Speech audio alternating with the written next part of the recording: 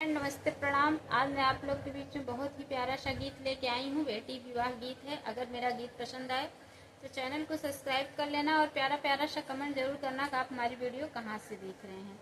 चलिए हम चलते हैं अपने गीत की तरफ।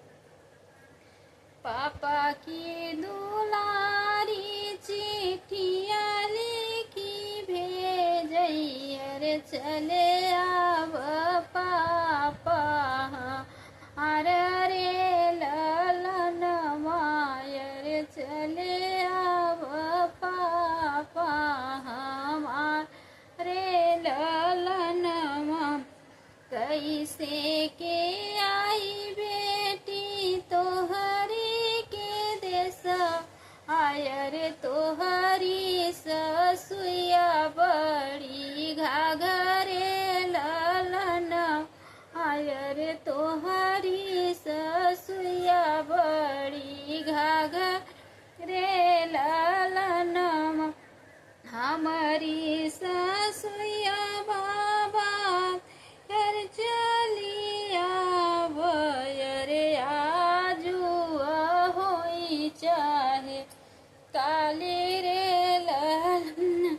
हमारी ससुया बाबा गंगा यौ जमुना रे आजू बहई चाहे काली रे ललन माय, आजू बहई चाहे काली रे ललन माँ।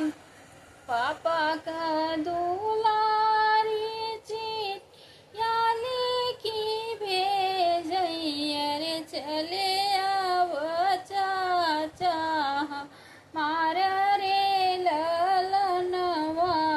कैसे के आई बेटी तोहरी के देश, आयर तोहरी जेठनिया बड़ी घाघरे ललनवा, आयर तोहरी जेठनिया बड़ी घाघरे ललनवा। हमारी जेठनिया चाचा आधा हिस्से दरबार, हे आजू बटई चाहे काली रे ललनवा, हे आजू बटई चाहे काली रे ललनवा। भैया की दुलारी चिट्ठिया लिखी भेजई, अरे चले आव भैया अरे ललन मायर, चले आव भैया हमार रे ललनवा।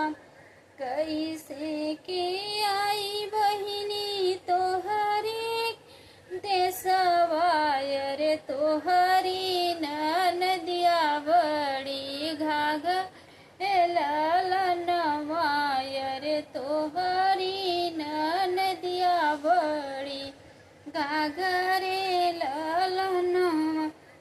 हमारी ननदिया भैया ससुरे चली जई, अरे आजू जाई चाहे काली रे ललनवा, रे आजू जाई चाहे काली रे ललनवा। बहुत बहुत धन्यवाद। अगर गीत पसंद आए तो चैनल को सब्सक्राइब कर लेना और प्यारा प्यारा सा कमेंट जरूर करना कि आप हमारी वीडियो कहाँ कहाँ से देख रहे हैं।